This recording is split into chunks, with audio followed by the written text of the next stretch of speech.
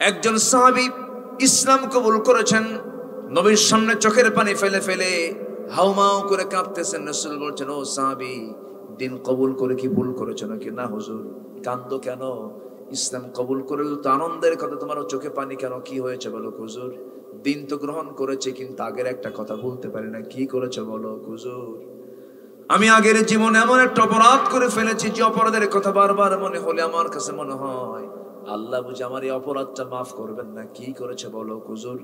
নিজের হাতে আমি আমার নিজের মেয়েকে খুন করেছি। নিজের হাতে আমি আমার নিজের মেয়েকে নিজ হাতে আমি হত্যা করেছি। বালু দিয়া মাটি দিয়া পুঁতে শেষ করে দিয়েছি। রাসূল বলেন, কেমন করে বলো তো? আমার নবীর সামনে ওই সাহাবী হাঁটু গেড়ে বসেছিলেন। নবীজি সুন্দর করে শোনা শুরু করলেন, ও সাহাবী বলো তো কেমন করে মেরেছে বলো হুজুর? আমার স্ত্রীর গর্ভের সন্তান চলে এলো, ডেলিভারির সময় যখন হলো বললাম বাবার বাড়ি চলে যাও, সন্তান ছেলে হলে নিয়ে আসবে, মেয়ে হলে জীবন্ত পুঁতে হত্যা করবে। কিন্তু আমাকে আড়াল করে সন্তানটাকে ধীরে ধীরে বড় করতে লাগলো।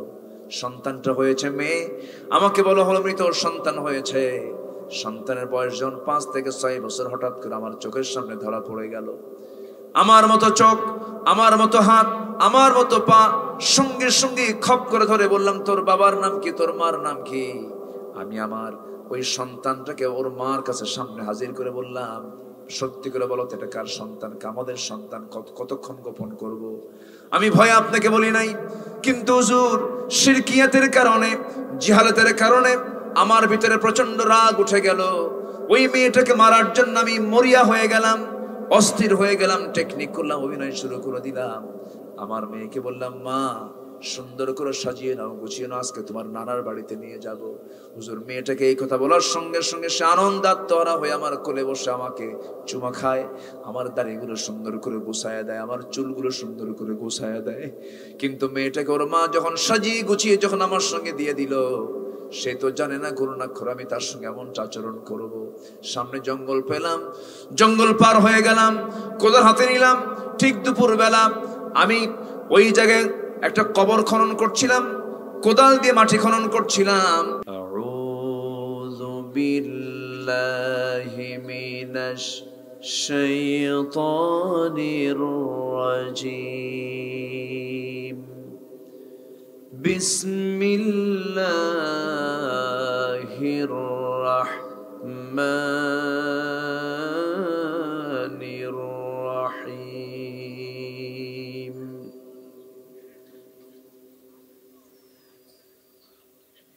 ইয়া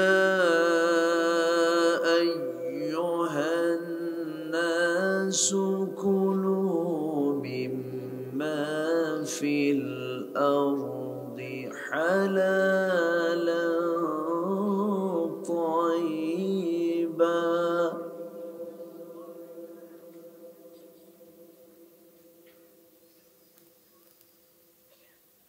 হালালান তাইয়্যিবা ওয়ালা তাত্তাবিউ খুতুওয়াতিশ শাইতান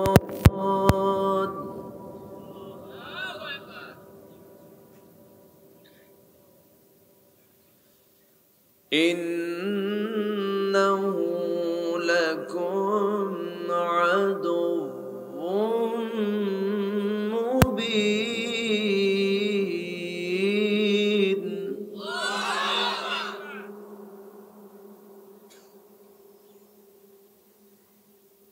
ইন্নামা ইয়া'মুরুকুম বিস-সু'i ওয়াল ফাহশা'i ওয়া আন তাকুলু আলা আল্লাহ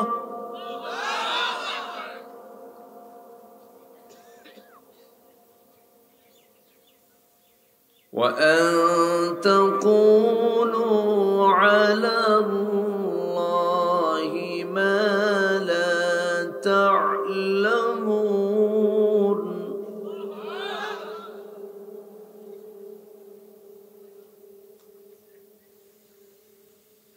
وإذا قيل لهم اتبعوا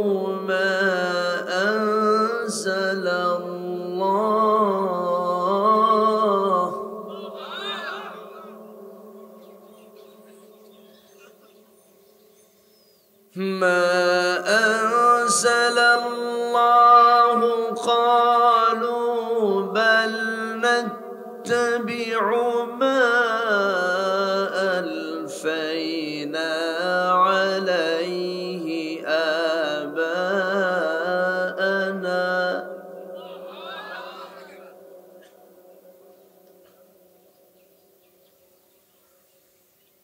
أولو كان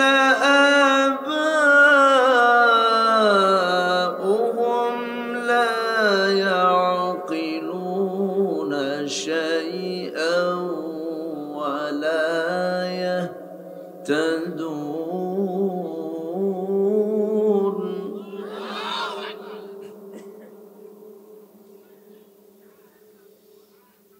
الله أكبر بسم الله الرحمن الرحيم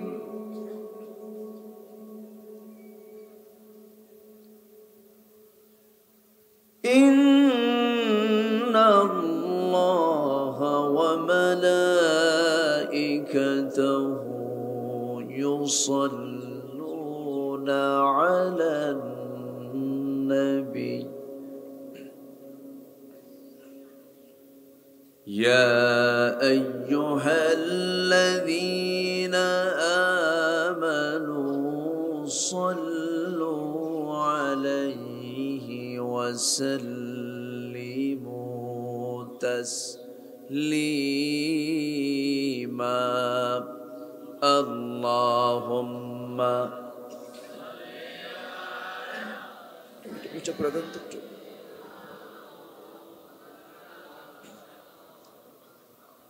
وعلى آله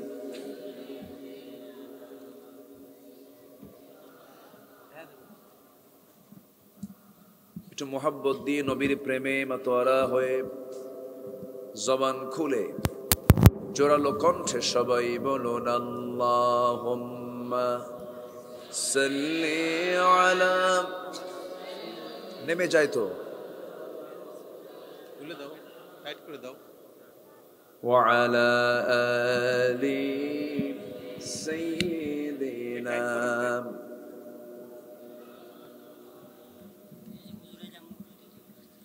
সবাই বলুন বালাগাল উলা বিকামালিহি কাশাফাত তুজা বিজামালিহি حسنت جميع خصاله سلوا سورة يوسف بداري حكمة لقمان ما قارئ قرآن باري يهدي لسان ما بلغ العلا بكماله كشف التجى بجماله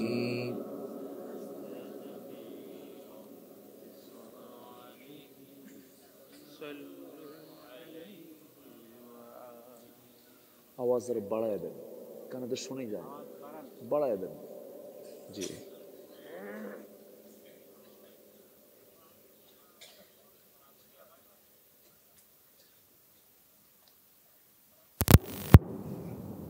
পদ্মার তীরবর্তী অঞ্চল পাবনা জেলার সদর উপজেলার চরভবানীপুর হাফিজিয়া মাদ্রাসা এতিমখানা মাহফিল ইন্তেজামিয়া কমিটি কর্তৃক আয়োজিত 21তম তাফসীরুল কোরআন মাহফিল 2024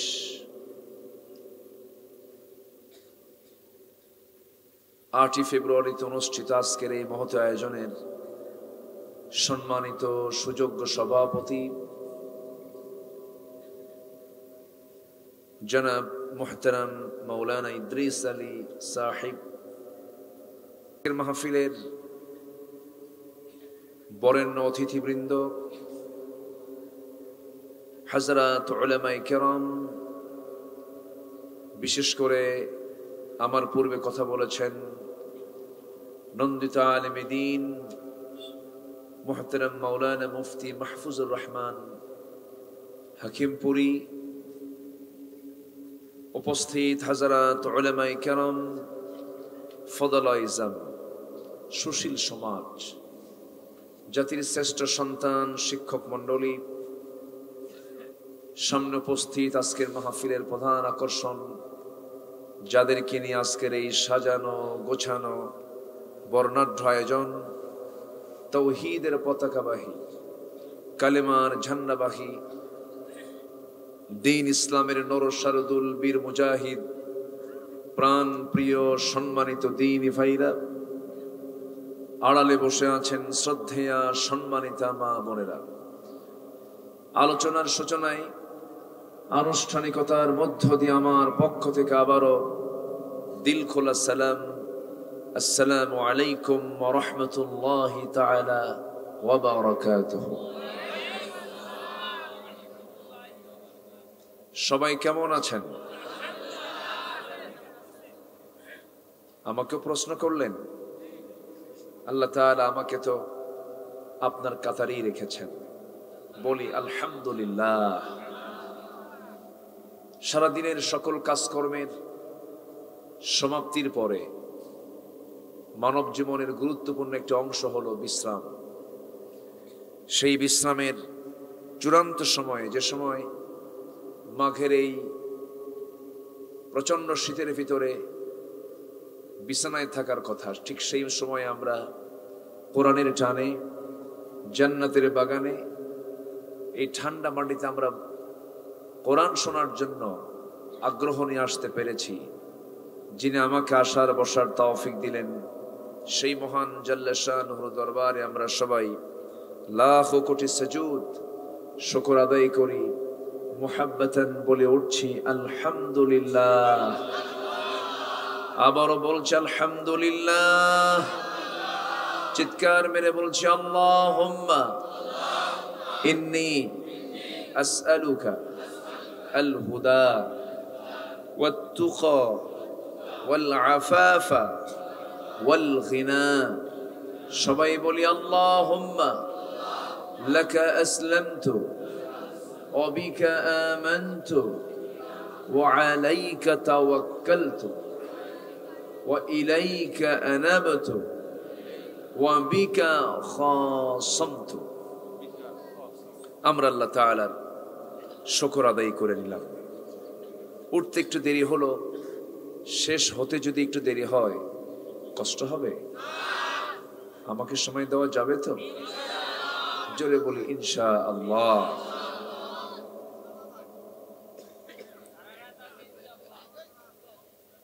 আচ্ছা, যাই হোক, আগ্রহ, তীব্র আকাঙ্ক্ষা, এটা খুব ভালো।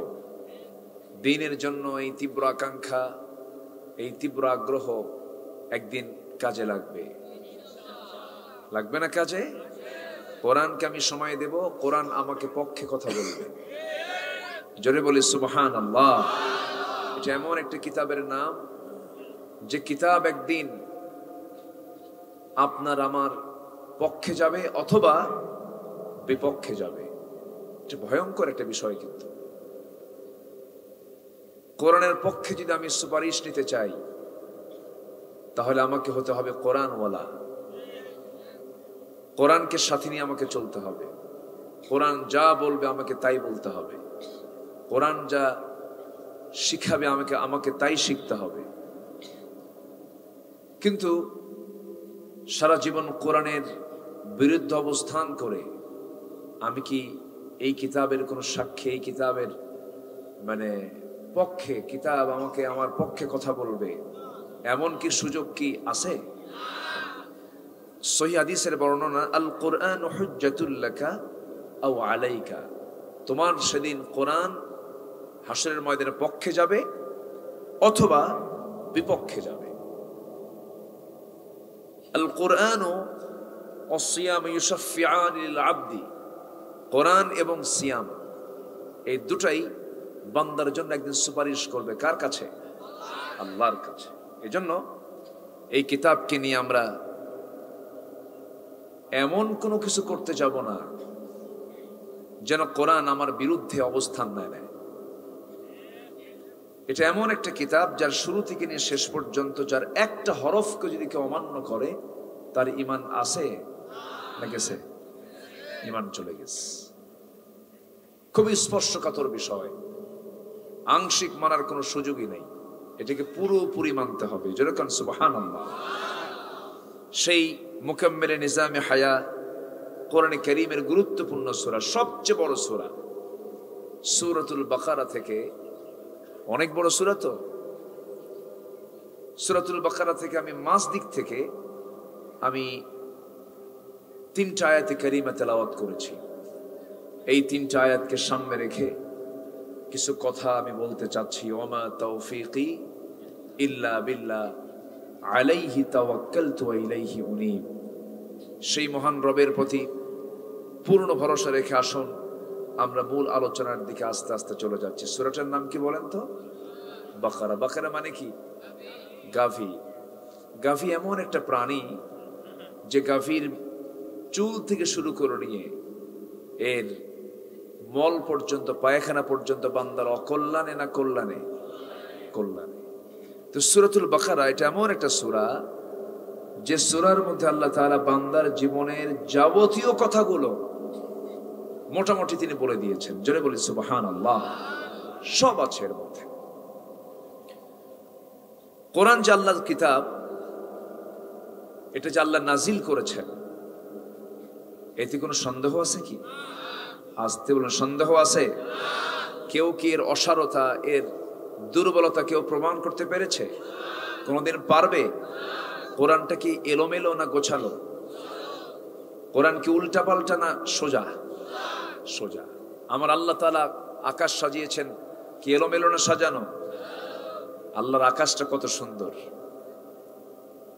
একটা সূর্য গোটা পৃথিবীকে আলোকিত করছে, আর দেখেন হাজারো লাইট তাও অন্ধকার। ঠিক আছে না? হাজারো লাইট তাও কি অন্ধকার। আমার আল্লাহর লাইট কয়টা? একটা। কি তার কি চার্জ যায়? তেল শর্ট পড়ে যায়, চলে নিভে যায়? নিভেও যায় না।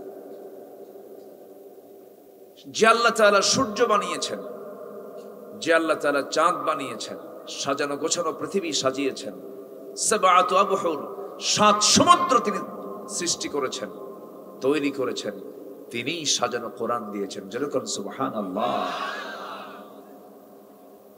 আমার বন্ধুগণ, কোরআন জাল্লার সাজানো কিতাব, শুধু একটা এক্সাম্পল দিলেই স্পষ্ট হয়ে যাবে যে সূরা থেকে আমি তেলাওয়াত দিয়ে শুরু করেছি, এই সূরার আয়াত সংখ্যা হলো 286। 286।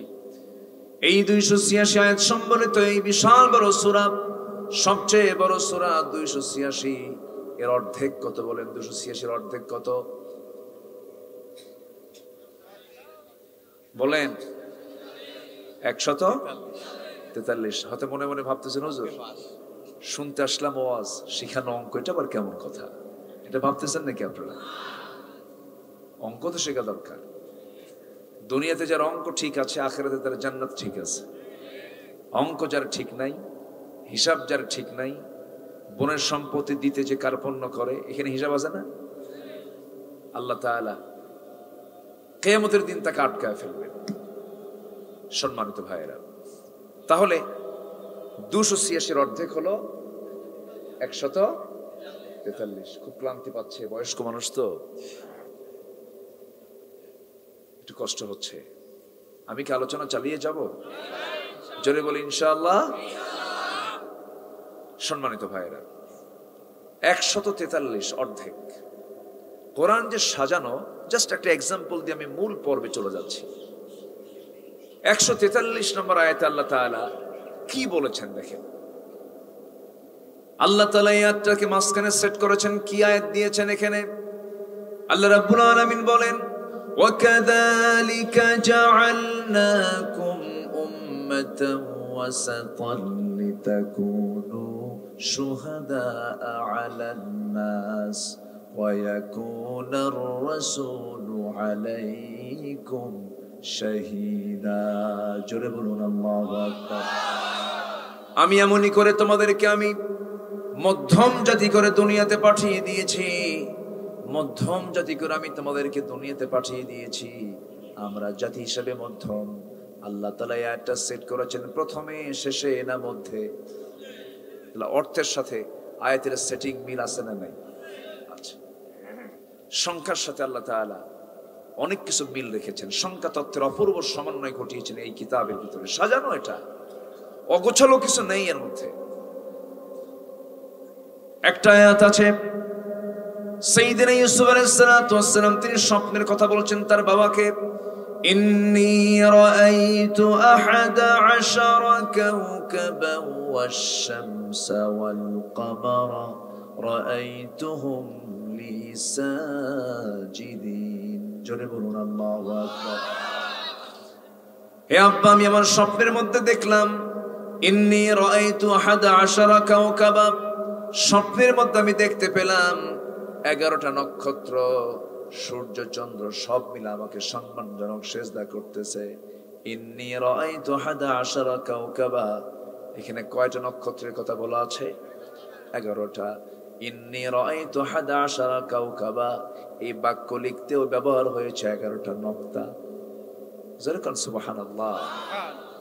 এরকম করে আল্লাহ তাআলা যেখানে যা সেট করেছেন, সাজানো গোছানো, এক রাত তো সব দিক থেকে একটু একটু করে আমি উপস্থাপন করার চেষ্টা করছি। কোরআন আল্লাহ তাআলা শুরুই করেছেন চ্যালেঞ্জ দিয়ে, সূরা বাকারা দিয়ে শুরু করেছেন চ্যালেঞ্জ দিয়ে, কোনো সন্দেহ নেই, এবং শেষ করেছেন এই সূরাটা হলো দোয়া দিয়ে। কি দিয়ে বলেন তো? দোয়া দিয়ে। সেই সূরার আমি এমন একটা আয়াত থেকে আমি তেলাওয়াত শুরু করেছি যেটা কিছু কিছু লোকের জন্য অসুবিধা, কিছু কিছু লোকের জন্য অসুবিধা। যদি অসুবিধা মনে হয়, যদি চলে যান, আবার আমার তো মাহফিল বেকায়দায় পড়ে যাব। অসুবিধা মনে করবেন না তো আবার। আল্লাহ যা বলেছেন এটা আমার অকল্যাণ না কল্যাণ? অকল্যাণ না কল্যাণ? আল্লাহ তাআলা বান্দাকে খেতে বলেছেন, কম খেতে বলেছেন। আল্লাহ তাআলা কোথাও এমন একটা আয়াত আপনি কেউ দেখাতে পারবেন না। শুধু ডাক্তার কয় কম খান, ডাক্তার কয় কম খান। আল্লাহ তাআলা কিন্তু কোথাও বলেননি যে তোমরা কম খাও। আল্লাহর দয়া কি কম? কুলু, খাও। কিন্তু আল্লাহ তাআলা এখানে বলেছেন, কুলু ওয়াশরাবু ওয়ালা তুসরিফু, বান্দা খাও, পান করো, কিন্তু তুমি অপচয় করো না। কি করো না? অপচয় করো না। আল্লাহ তাআলা এই জায়গায় আবার বান্দাকে ডাক দিয়ে বলছেন, সূরাতুল বাকারা আয়াত নাম্বার 68, আল্লাহ রাব্বুল আলামিন বলেন, ইয়া আইয়ুহান নাসু কুলু মিম্মা ফিল আরদি হালালান তাইয়্যিবা, হে মানব মণ্ডলী, তোমরা যেটা খাবে এই জমিনের ভিতরে, যেটা হালাল এবং পবিত্র, তাই তোমরা খাবে। কার কথা? আসতে বলবেন না, কার কথা? আল্লাহ তাআলা এরপরে বলছেন, ওয়ালা তাত্তাবিউ খুতুওয়াতিশ শাইতান, খবরদার শয়তানের পদঙ্ক অনুসরণ করবে না। মানে বোঝা গেল, শয়তান তোমাকে হারামের দিকে নিয়ে যাবে, শয়তান তোমাকে জাহান্নামের দিকে নিয়ে যাবে, শয়তান তোমাকে ওয়াসওয়াসা দিয়ে মদের দিকে নিয়ে যাবে, জিনার দিকে নিয়ে যাবে, সুদের দিকে নিয়ে যাবে, মাদকের দিকে নিয়ে যাবে। বান্দা এই সমস্ত কাজগুলো, শয়তানের কাজগুলো কাজ করো না। আমার দেশে তো মদের বোতল নাই। হ্যাঁ, মদের বোতল আছে? মদ পাওয়া যায় কুষ্টিয়াতে? হ্যাঁ, অ্যাভেলেবেল। তাহলে তো আজকে কেমনে কি করি করতে, সব নাকি অ্যাভেলেবেল। বসেন, সমস্যা? হ্যাঁ, বসে পড়েন। এটা এমন একটা জায়গা সবাই সবার দিকে তাকায়, হ্যাঁ, এখানে সাইলেন্ট থাকতে হবে, একটু বসেন। জি, তাহলে মদ অ্যাভেলেবল, তাহলে আমরা যে সমাজে বসবাস করি এটা কি অমুসলিম সমাজ না মুসলিম সমাজ? আমি কিন্তু প্রশ্ন করছি বেশি, কেন জানেন? প্রশ্ন করলে ঘুম আসে না, প্রশ্ন উত্তর হোক, তাই না? তাহলে আমার দেশে যে সমাজ আমরা বসবাস করি মুসলিম সমাজ না অমুসলিম সমাজ? মুসলিম সমাজ, কারণ 90% বেশি হলো এই দেশে মুসলমান, বাকি হিন্দু ভাইরা আছেন, বৌদ্ধ আছে, কিছু খ্রিস্টান আছে, উপজাতি আছে, কিন্তু সংখ্যাগরিষ্ঠ হলো মুসলমান। কিন্তু আমরা মুসলিম সমাজ দাবি করছি, কিন্তু মুসলিম সমাজের ভেতরে আমরা লক্ষ্য করছি, এই যেরকম একটা বললাম মদ, আপনি বলেন হুজুর অ্যাভেলেবল, এটা কোনো বিষয়ই না। এমনও লোক আছে আমার দেশে যারা পানির চাইতে মদই বেশি খায়, আছে না নাই? আচ্ছা, কিন্তু মদ খাওয়া কি এটা কি আজকে হারাম? কত আগের থেকে? কোরআন যেদিন নাজিল হয়েছে আজ থেকে ১৫০০ বছর আগে আল্লাহ তাআলা এই মদকে হারাম করে দিয়েছেন। মদের উপকার না ক্ষতি? মদের লাভ না লস? লস। যেটাই লস সেটাই হারাম। সেটা কি? যেটা অকল্যাণ, যেটা ক্ষতি, সেটা আল্লাহ তাআলা কি করেছেন? হারাম করেছেন। কিন্তু জেনে খুশি হবেন কিনা জানি না, গত বছর মদের একটা ফ্যাক্টরি চুয়াডাঙ্গায় আছে, দর্শনায়, কেরু এন্ড কং, বেশ কয়েক কোটি টাকা মদ বিক্রি করে, মদ প্রোডাকশন দিয়ে লাভ হয়েছে, আলহামদুলিল্লাহ। কেউ তো কিছু কোন না। তাহলে আমরা কিন্তু মদ বানাই, আবার মদের দোকান উদ্বোধন হবে, হুজুর দাওয়াত দিলে হুজুর দাওয়াতেও যায়, আছে কিন্তু এরকম হুজুর আছে না নাই? সিনেমা হল উদ্বোধন হবে, হুজুর হাজির হয়ে গেছে, হুজুর দোয়া করে, আল্লাহ এই সিনেমা হলের কাস্টমার বাড়ায় দাও, আছে না নাই? সব হুজুর কি হুজুর? এই কোরআন শরীফ কেউ তেলাওয়াত করে পুরস্কার পায়, এই কোরআন কেউ তেলাওয়াত করে ইন্টারন্যাশনাল ফার্স্ট পুরস্কার নিয়ে চলে আসে, সম্মান নিয়ে চলে আসে। আবার এই কোরআনের প্রতিষ্ঠার সংগ্রাম করতে গিয়ে ফাঁসির মঞ্চে ঝুলে মারা যায়।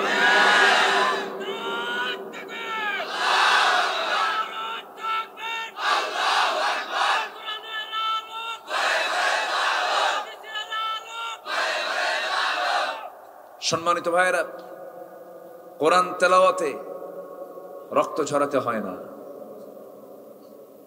নামাজ পড়তে রক্ত ঝরাতে হয় না, কিন্তু কোরআন প্রতিষ্ঠায়, নামাজ প্রতিষ্ঠায় রক্ত ঝরাতে হয় মুসলমান।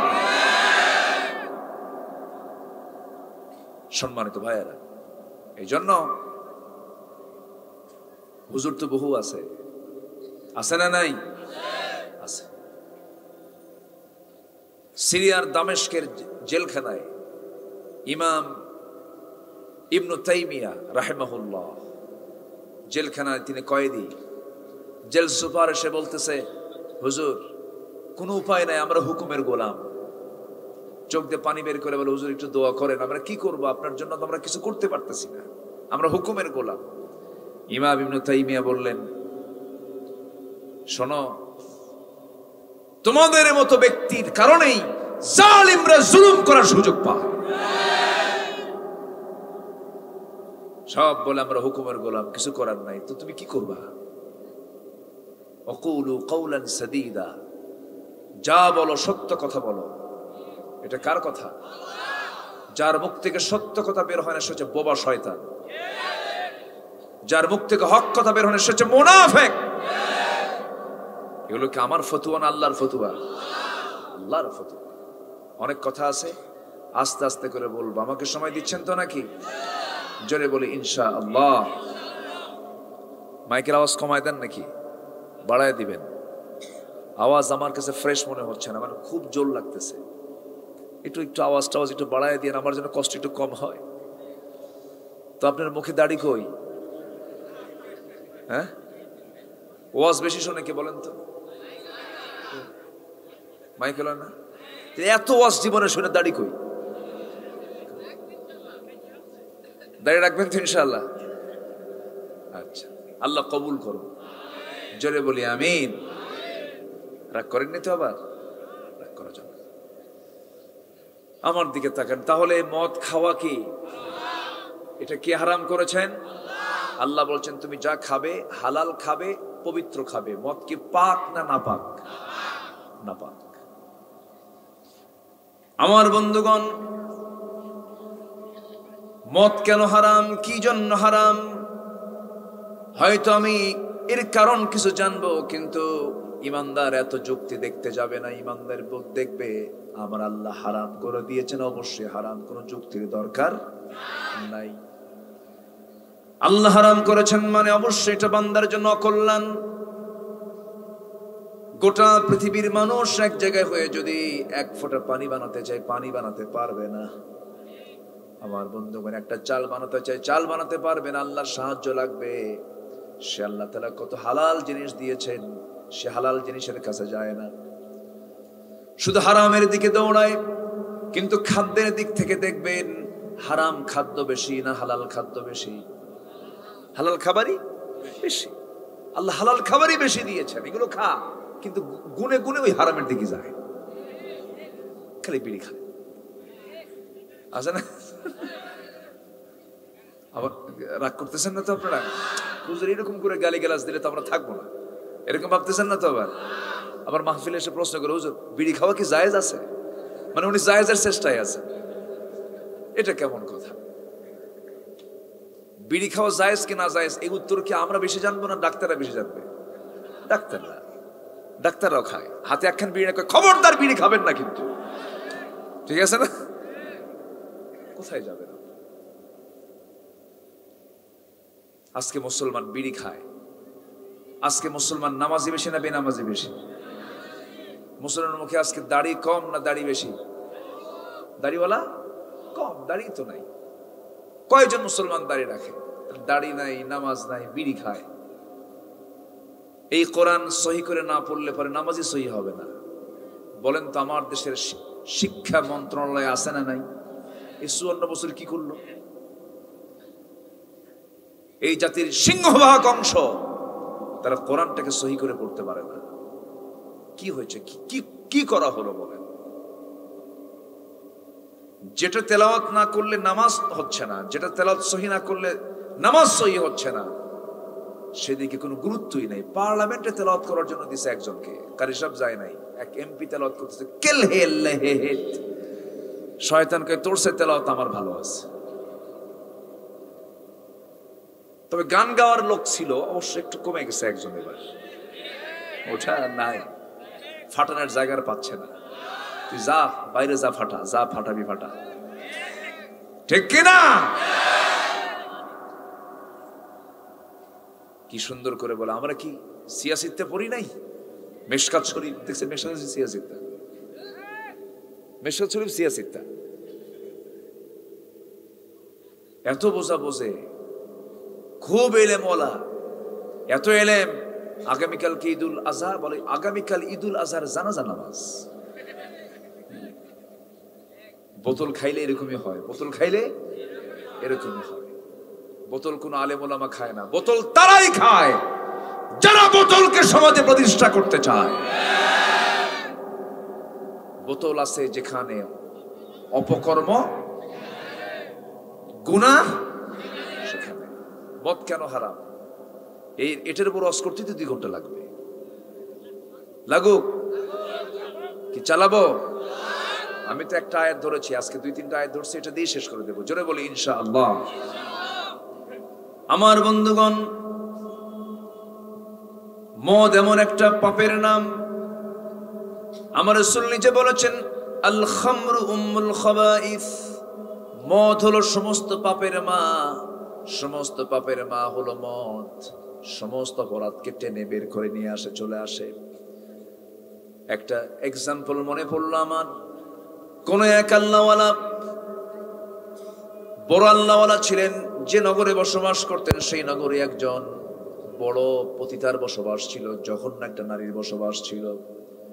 ওই নারী মনে মনে চিন্তা করলো, জীবনে বহু পুরুষের জীবন নষ্ট করেছি, এই বড় আল্লাহওয়ালাকে এবার টার্গেট করলাম, টার্গেট করে সে তাকে ধরে ফেলে দিয়েছে, ঘরের মধ্যে তুলে ফেলেছে, তুলে ফেলে দিয়ে বলছে, তুমি আল্লাহর ওলি, আমি হলাম এই নগরের সবচেয়ে জঘন্য একজন নারী, আমি তোমার জন্য 3টা পথ খোলা রাখলাম, এই 3টা পথের যে কোনো একটা পথ যদি বেছে না নাও, আমি এমন জোরে চিল্লান মারবো তোমার মান সম্মান সব নিমিশেই শেষ হয়ে যাবে। নগরের সমস্ত এই দৃশ্য দেখলে তোমার মান সম্মান সব শেষ হয়ে যাবে। 3টা পথ তোমার জন্য খোলা রাখলাম। নাম্বার 1 হলো এই যে মদের বোতল দিলাম, তোমাকে এখান থেকে কিছু মদ পান করলে আমি তোমাকে এখান থেকে মুক্ত করে দেব, নচেত 2 নাম্বার আমার সঙ্গে জেনা করতে হবে। নাম্বার 3 হলো এই যে সামনে শিশু বসে আছে, একে দুনিয়া থেকে বিদায় করতে হবে, খুন করতে হবে। এই 3টা প্রশ্ন যখন করা হলো, এই 3টা প্রস্তাব যখন দেওয়া হলো, আল্লাহওয়ালা মনে মনে চিন্তা করে কোন ক্রমেই তো খুন করা যাবে না, কারণ খুনের শাস্তি বড় ভয়াবহ। ইসলামে 3টা শাস্তি ভয়ঙ্কর। 1 নাম্বার হলো যদি কেউ কাউকে খুন করে, কতলুন নাফস, তাকে দুনিয়া থেকে কতল করে দাও। আরেকটা হচ্ছে সাইয়্যিবুজ জানি, জিনার কাজ যদি কেউ করে তাকে দুনিয়া থেকে বিদায় করে দাও। আরেকটা হলো যারা মুরতাদ হয়ে যাবে, দিন আনার পরে যারা মুরতাদ হয়ে যাবে তাদেরকে দুনিয়া থেকে শেষ করে দাও। এই 3টা বিধান শক্ত করেছেন কে? আল্লাহ তাআলা। ওই আল্লাহওয়ালা মনে মনে চিন্তা করে খুন তো করাই যাবে না, জিনার কাছে গেলে তো ইমানই থাকে না, মদের বোতল জঘন্য পাপ, হারাম কাজ, কিন্তু ওই 2 কাজের চেয়ে তিনি মনে করলেন মদ্যপানটা মনে হয় একটু হালকা হবে। মদের বোতল হাতের মধ্যে নিয়ে 1 ঢোক যখন মেরে দিয়েছে, যে জীবনে জর্দা খায়নি, প্রথম দিন জর্দা খাইলে কি থাকবে, মাথা ঘুরপাক হয়ে পড়ে যাবে। জীবনে কোনোদিন মদ খায় নাই, মদের বোতল থেকে 1 ঢোক যখন মেরে দিয়েছে, সেন্সলেস হয়ে গেছে, অর্থাৎ মাতাল হয়ে গেছে, মস্তিষ্ক বিকৃত হয়ে গেছে। মস্তিষ্ক বিকৃত হয়ে গেলে তখন তার জন্য জেনাটা কঠিন না সহজ? বলেন, জেনাটা কঠিন না সহজ? খুন করাও কঠিন না সহজ? সহজ। খুনও হয়ে গেল তার দ্বারা, জেনাও হয়ে গেল তার দ্বারা। মদ এমন একটা পাপের নাম, এই মদ, এই মাদক, এই নেশা তাকে জেনার দিকে ঝুঁকায় দিল, খুনের দিকে ঝুঁকায় দিল। মদ আছে যেখানে, জেনা আছে সেখানে, জেনা আছে যেখানে, খুন আছে সেখানে, ঠিক কিনা? সেই মদ আজকে অ্যাভেলেবেল, সেই মদ আজকে অ্যাভেলেবেল। সম্মানিত ভাইয়েরা, সম্মানিত বন্ধুগণ, মদের 1 নম্বর ক্ষতিকর দিক হলো সে মাতাল হয়ে যায়, তার হিতাহিত কোনো ভালো মন্দ বোঝার কোনো ক্ষমতা থাকে না। কে বোন আর কে বউ, কে মেয়ে আর কে মেয়ের মা, এই সেন্সটুকু থাকে না। এক মদারু মদ খায় রাত 3টার দিকে দরজার কাছে এসে ডাকে, তো বউ মনে মনে চিন্তা করে এত রাতে আমার স্বামী আসা মানে ও মদ খাইছে, কারণ বউ তো জানে স্বামী কেমন। বউয়ের মতো সংবাদ কি পৃথিবীর কেউ জানবে? আজ থেকে পৃথিবীর কেউ জানবে? আবার স্বামীর মতো সংবাদ তার বউ কেমন পৃথিবীর কেউ জানবে? স্বামী জানবে বেশি যে আমার বউটা কেমন, বউ জানবে বেশি আমার স্বামীটা কেমন। এই জন্য সবার কাছে ভালো হওয়ার চাইতে আগে ভালো হতে হবে নিজ পরিবারের কাছে। সম্মানিত ভাইয়েরা, ওই মহিলা ভাবতেছে আমার স্বামী তো মদ খায় আসছে, দরজার কাছে এসে নক দেওয়া মাত্রই সে আর একা যাচ্ছে না, বড় ছেলে পাশে বলছে, বাবা তুই একটু আমার সাথে চল, তোর বাপ আসছে, দরজাটা খুলে দিতে হবে। তো বড় ছেলেকে সাথে নিয়ে ভয়ে ভয়ে সে দরজাটা খোলা মাত্রই স্বামীর চেহারার দিকে তাকায়, দেখে লাল টকটকা চোখ, এরকম মনে চোখ মনে বের হয়ে আসবে। মদ খেলে তার চেহারায় মদের চিহ্ন আছে না নাই? বিড়ি খেলে বিড়ির চিহ্ন তার চেহারায় আছে না নাই? বিড়ি খেলে কি কালো হয়? ঠোঁট দেখলে মনে হয় এটা বিড়ি খোর, ঠিক আছে না? আচ্ছা, রাগ করতেছেন? আচ্ছা, এখন এই মদারু দরজা খোলা মাত্রই লাল টকটকা চোখ নিয়ে বইয়ের দিকে তাকায় বলতেছে, আম্মা আসসালামু আলাইকুম। বোঝেন নাই? মাথা ঠিক নাই তো। বউ কয়, তোমার কি একটু হুঁশ হলো না? পাশে একটা ছেলে দাঁড়ানো, একজন বড় ছেলে দাঁড়ানো, তুমি তার সামনে আমার মা কও, এটা কোনো কথা তোমার? ছেলের দিকে তাকায় বলে, দুলাভাই আসসালামু আলাইকুম। এখন বিষয়টা হলো যে ওর তো মাথা ঠিক নাই। সমাজের নেতৃত্ব দিতে গিয়ে যারা মদের বোতল টানে, ওদেরও মাথা ঠিক নাই, ঠিক কিনা? ওদের অন্তর কালো হয়ে গেছে, ওরা জঘন্য। ওই সমস্ত নেতৃত্বের মুখে আমরা জুতা মারি, থুতু মারি। রাজি আছেন কারা কারা? হাত উঁচু করে দেখান মুসলমান।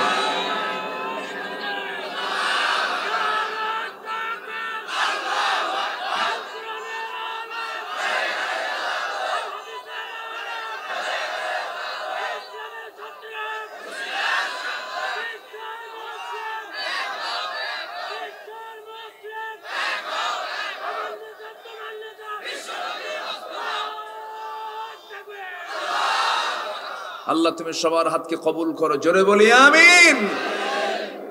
সব নেতার পথ ছাড়ো, এক নেতার পথ ধরো, তিনি হচ্ছেন মুহাম্মদ সাল্লাল্লাহু। তার কি দিক ছিল না বলেন? এমন কোন চরিত্র নাই যা তার মধ্যে উপস্থিত ছিল না। জোরে কোন আলহামদুলিল্লাহ, জোরে বলুন আলহামদুলিল্লাহ। যুদ্ধের ময়দানে উনি সেনাপতি, মসজিদে ইমাম, আল্লাহু আকবার বলেন, রাষ্ট্রের রাষ্ট্রপতি, আবার শ্রমিকদের লিডার, ব্যবসায়ীদের লিডার, আল্লাহু আকবার বলেন, এতিমদের সর্দার, আল্লাহু আকবার, ব্যবসায়ীদের সর্দার। কি ছিল না তার মধ্যে? বাড়ির স্বামী, বউ পাশে, চিন্তা করুন কি তার ম্যানেজমেন্ট। আম্মা জান আয়েশা একদিন, এই সিরাতটা পড়লাম নতুন, আম্মা জান আয়েশা একদিন বলতেছেন, হুজুর আপনার বিরুদ্ধে আমার মামলা আছে, বিচার করব। রাসূলকে বলতেছেন, লাগে না স্বামী স্ত্রীর মধ্যে দ্বন্দ্ব লাগে না? আর লাগে কিনা? আসতে কোন কেন লাগে কিনা? লাগে না? বুড়া বুড়িও তো লাগে। বুড়ি যদি মেয়ের বাড়ি বেড়াতে যায়, বুড়া খালি ফোন দেয়, আয় আয়, কি ঠিক আছে না? লাগে না? লাগলে তো মোহাম্মত হবে না, লাগবেই তো। আম্মা জান আয়েশার সঙ্গে লেগেছে, তিনি বলেন আপনার বিরুদ্ধে আমার বিচার আছে। কে বিচারক? কে? আপনি ডাক দেন। কোমরে ডাক দিই কিনা? ওমরে ডাক দেওয়া যাবে না, ভয়ও করে। আবার কাকে ডাক দিবেন? কাকে ডাক দেবো আমি? বলো, কাব্বাকে ডাক দেন। সাইয়েদনা আবু বকর সিদ্দিক রাদিয়াল্লাহু তাআলা আনহু, তিনি যখন শুনছেন যে রাসূলের বিরুদ্ধে তার মেয়ে বিচার ডাকছে, বলেন তো মাথা কি ঠিক থাকার কথা? যখনই শুনছে তখনই মাথা গরম, আজ করে মেরেই ফেলবো আমি, থাপড়ায় থাপড়ায়। মানে ঘরের মধ্যে ঢুকেই কোনো কথা নাই, মানে মেয়ের দিকে মানে দৌড়ায় যাচ্ছেন, তাকে মারবেন। রাসূলের সামনে দাঁড়ায় বলছেন, এই বিচারপতি, আগে বিচার না করে মারে, আগে বিচারটা কর। তো বাবার এই চিত্র দেখে আম্মা জান আয়েশা দৌড় মেরে নবীর পিছনে দাঁড়ায় গেছে। রাসূল বলেন, বিচার চাইলে তুমি বিচার চাই আমার পিছনে দাঁড়ায় আছো কেন?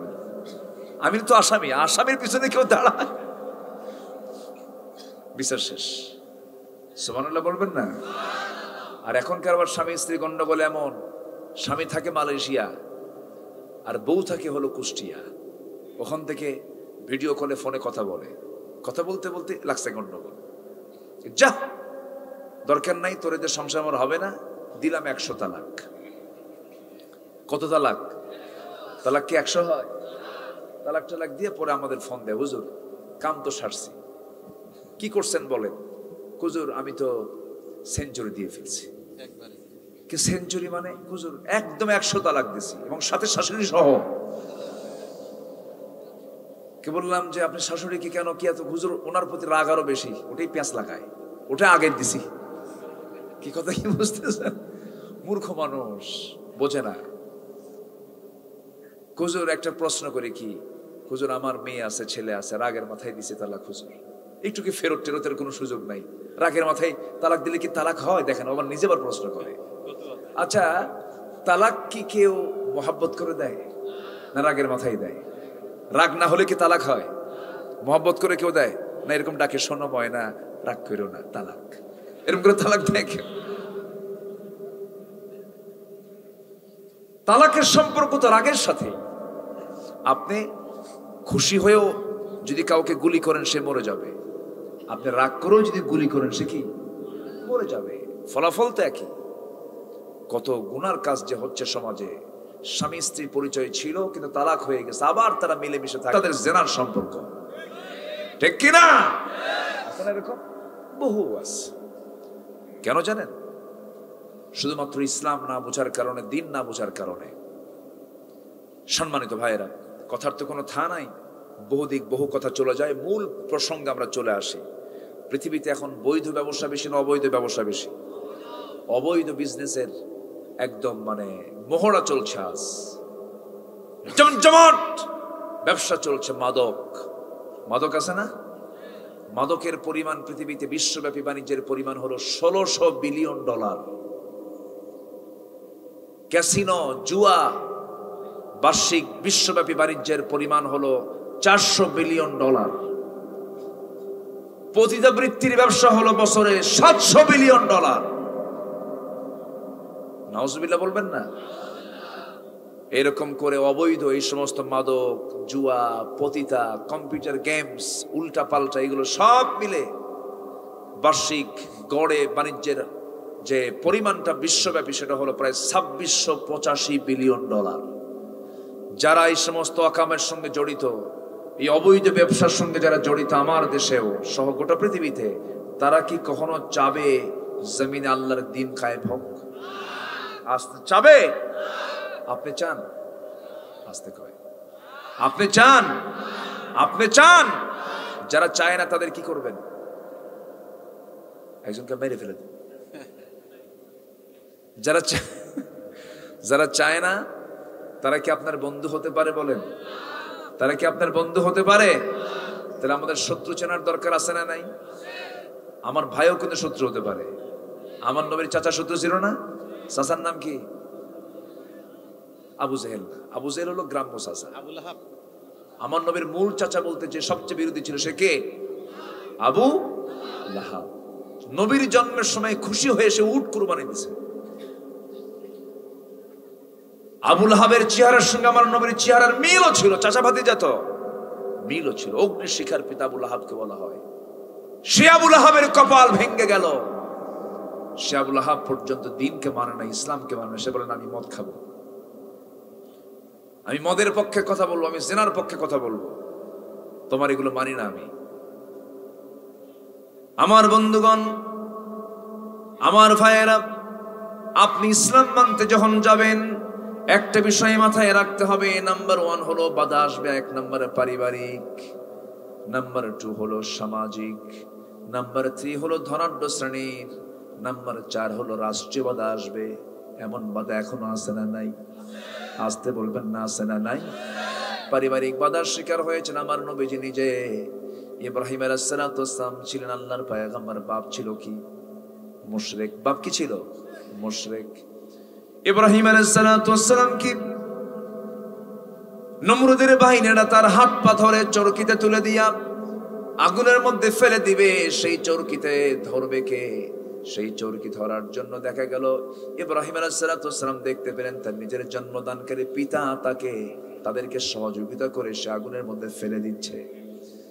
সেই সময় সাইয়েদনা ইব্রাহিম বলেন, আল্লাহ তাআলা, এই পৃথিবীতে কোন সন্তান যদি বিপদে পড়ে যায়, পৃথিবীতে অন্তত কেউ না এগিয়ে আসলে বাবাটা এগিয়ে আসে, মাটা এগিয়ে আসে, কিন্তু আল্লাহ আমি আজকে চরম বিপদে পড়েছি, আমাকে আগুনের মধ্যে নিক্ষেপ করতেছে, কিন্তু সেই নিক্ষেপের সহযোগিতায় আমার বাবা সবার আগে দাঁড়ায় গেছে। আল্লাহ তোমার কাছে ফরিয়াদ করি, এত বড় বিপদ থেকে তুমি আল্লাহ আমাকে বাঁচায় দাও। কি পরিমাণ তার মধ্যে ঈমান ছিল! আল্লাহ তাআলা তার ঈমানকে এত সুন্দর করে কবুল করে নিয়েছেন। সেই ঈমানের দিকে তাকায়া আল্লামা ইকবাল একটা শের বলেছেন, আসফি হুজু ইব্রাহিম কা ইমা পয়দা আগ কর সকতি হ্যায় এক আন্দাজ গুলিস্তা পয়দা। আজ কোথাও যদি উদয় হয় ইব্রাহিমের মতো ঈমান করতে পারে অগ্নিকুণ্ডে খুবসুরত এক গুলিস্তান। জোরে বলি সুবহানাল্লাহ। নিক্ষেপিত হয়েছেন আগুনে। আল্লাহ তাআলা আগুন কি তার জন্য জান্নাতের বাগান বানায় দিয়েছেন। আল্লাহু আকবার। আল্লাহ পারেন না? আল্লাহ পারেন না? অবশ্যই পারেন। বাপ বিরোধী হয়ে গেছে, আমার নবীর চাচা বিরোধী হয়ে গেছে। নূহ আলাইহিস সালাতু ওয়াস সালাম, আল্লাহর পয়গম্বর, তার ছেলে কেনান, বাপ বলতেছে ছেলে এদিকে আয়, কুফরি পথ ছেড়ে আমার দিকে চলে আয়। কিন্তু সন্তান বলে না, আমি তোমার দিকে যাব না। নবীর ছেলে কাফের, নবীর বাপ কাফের, নবীর বাপ মুশরিক, নবীর চাচা বেঈমান। আছে না নাই? আসতে বলবেন না, আছে না নাই? এমনকি নবীর বউ পর্যন্ত ঈমান আনে নাই, এমন রেকর্ড আছে না নাই? আছে। সেই সময়ের শরীয়তে, ওই সময়ের শরীয়তে এটা এলাও ছিল। কারণ ফিরআউন কাফের, তার স্ত্রীকে, তার স্ত্রীকে আসিয়া, ফিরআউনের ঘরে আসিয়া ছিলেন। ঈমান ছিল কি ঈমান ছিল না? ছিল। সেই সময়ের শরীয়ত এটাকে এলাও করেছে। সম্মানিত ভাইয়েরা, চিন্তা করে দেখুন, নবীর বউ পর্যন্ত যদি বেঈমান হয়, তাহলে পারিবারিক বাধা কি আছে না নাই? আছে না নাই? আছে। লূত আলাইহিস সালাতু ওয়াস সালামের স্ত্রী ছিল কাফেরা।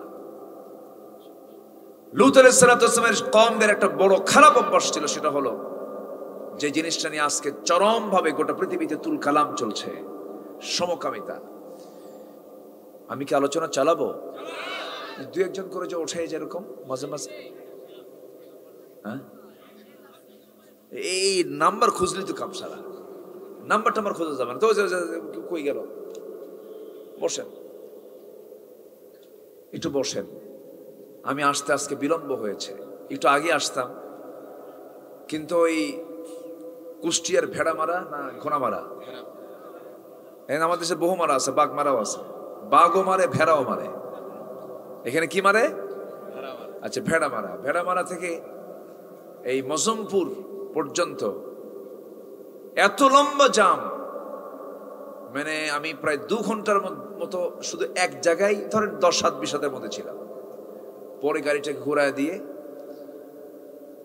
আমার গাড়ি নিয়ে চলে গেছে সেই মিরপুর দিয়ে একদম বাইপাস দিয়ে বটতৈল হয়ে চৌড়হাস হয়ে কুমারখালী দিয়া পাবনায় ঢুকছে। কোন দিকে ঢুকছে? এখানে কোথায়? পাবনা না? কোথায় সেই পাবনা? আর এখানে পাবনা। আমার তো মনে হয় যে কি, কোন জগৎ এটা? জি না, ঠিক আছে, আপনারা খুব ভালো আছেন, সুন্দর পরিবেশ এটা। আমি মাঝে মাঝে খেয়াল করি, নদী তো কাছেই না? পিছনে না? কত দূর এখান থেকে? 3 মাইল? আচ্ছা আচ্ছা আচ্ছা, যাক। তো আমি বিরক্ত করতেছি না আপনাদের? তো কোনো সমস্যা নাই তো? আমরা হারাম খাবো না হালাল খাবো? হারাম না হালাল? বিড়ি খাওয়ার দোয়া কর। হ্যাঁ, বিড়ি খাওয়ার কোনো দোয়া আছে? আচ্ছা, তাহলে হারাম খাদ্যের, হারাম কাজের কোনো দোয়া? আসতে বলুন দোয়া। যে কাজের দোয়া নাই সেই কাজে আমরা যাব। আমার ভাইয়েরা, আল্লাহ রাব্বুল আলামিন বলছেন তোমরা হালাল খাও, পবিত্র জিনিস খাও, নাপাক জিনিসের কাছে যেও না। কারণ তুমি যদি হারাম কিছু খাও, হারাম খাদ্য খেয়ে তোমার রক্ত যে তোমার দেহে তৈরি হবে, ওই রক্ত দিয়ে তুমি নামাজ পড়বে, সেই নামাজ আল্লাহর দরবারে মঞ্জুর হবে না, তোমার দোয়া কবুল হবে না। খুব গুরুত্বপূর্ণ একটা বিষয়, সাহাবে কেরাম এই বিষয়ে খুব সতর্ক থাকতেন। সাইয়েদনা আবু বকর সিদ্দিক রাদিয়াল্লাহু তাআলা একদিন প্রচন্ড ক্ষুধা লাগছে, বইয়ের কাছে খাবার চাইলেন, খাবার দেওয়া হলো। সেই খাবারটা খেলেন, পরক্ষণে জিজ্ঞাসা করেন, আমার স্ত্রী, আমি তোমাকে জিজ্ঞাসা করে নেই খাবারের সোর্সটা কোথায়, উৎসটা কোথায়, কোথা থেকে খাবারটা আসছে? কমক জায়গা থেকে।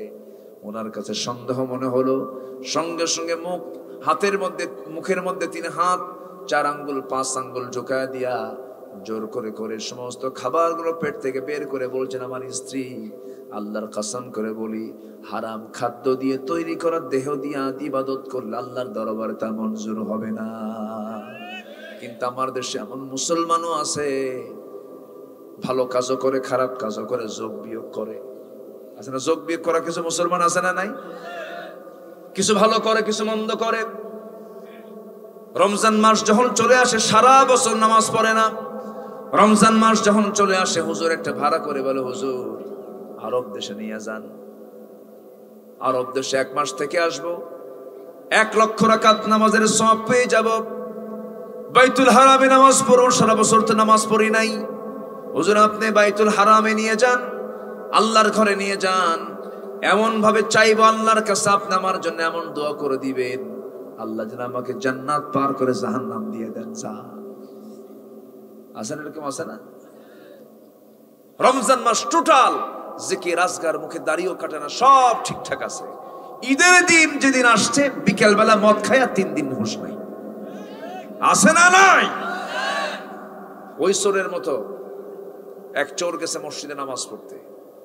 ইমাম বলছে কোরবানির আগের জুমার দিন, জুমার খুতবায় বলতেছে দেখেন কোরবানি দিবেন, কোরবানির বহুত সওয়াব, খুব ফজিলতের বয়ান দিছে। তো বেচারি চোর ভাবলো যে এত বড় সওয়াব কোরবানি দিলে অবশ্যই আমাকে দিতেই হবে। করছে কি, গরু একখান চুরি করে নিয়ে আসতেছে। ফজরের সময় হুজুরের সামনে দিয়ে যাচ্ছে, বলতেছে এই এত রাতে গরু তুমি কোথায় পাইছো? হুজুর আপনার জন্যই তো। কামার জন্য মানে? কাবদার খুতবা শুনে আমি আর থাকতে পারছি, আমি কুরবানির গরু নিয়ে চলে আসছি। কেটে কোথায় পাইছো? হুজুর চুরি করে আনছে।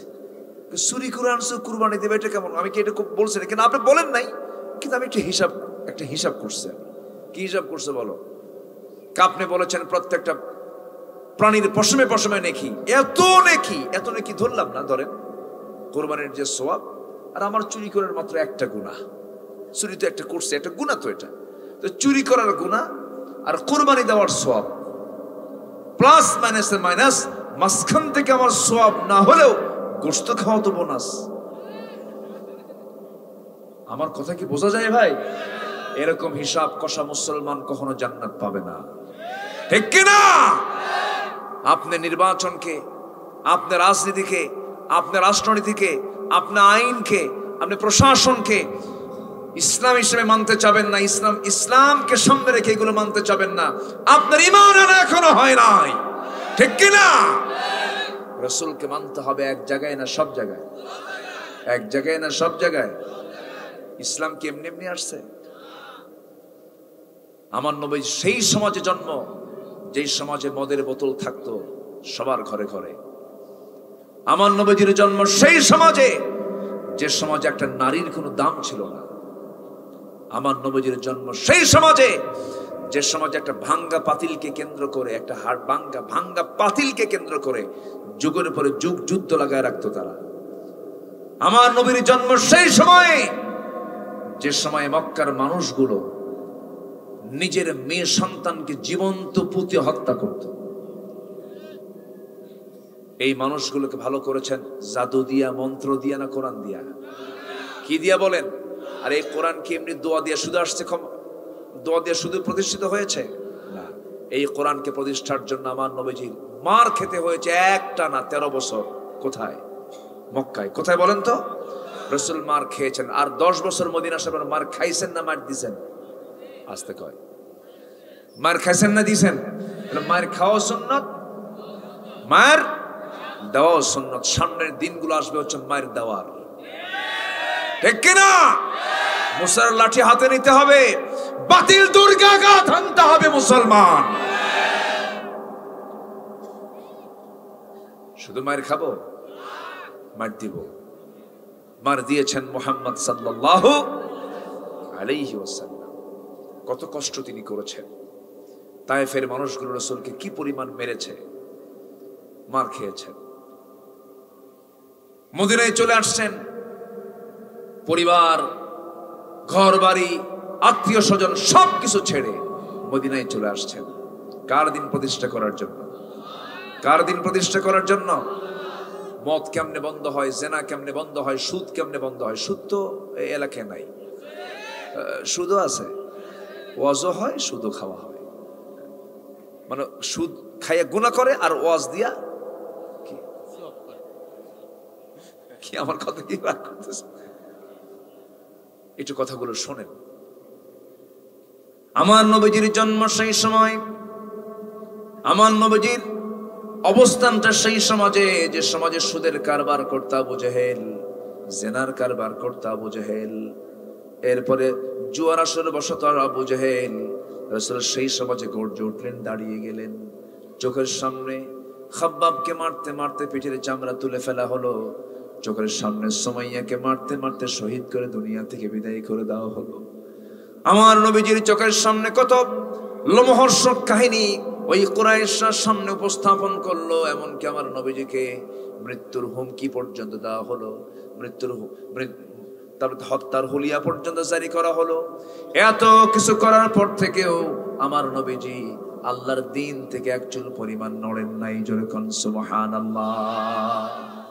আমার বন্ধুগণ, আমার নবীজি যে সময় জন্ম নিয়েছেন সেই সময় সুদ চলতো চরম ভাবে, জেনা চলতো চরম ভাবে, জুয়ার আসরে বসতো চরম ভাবে।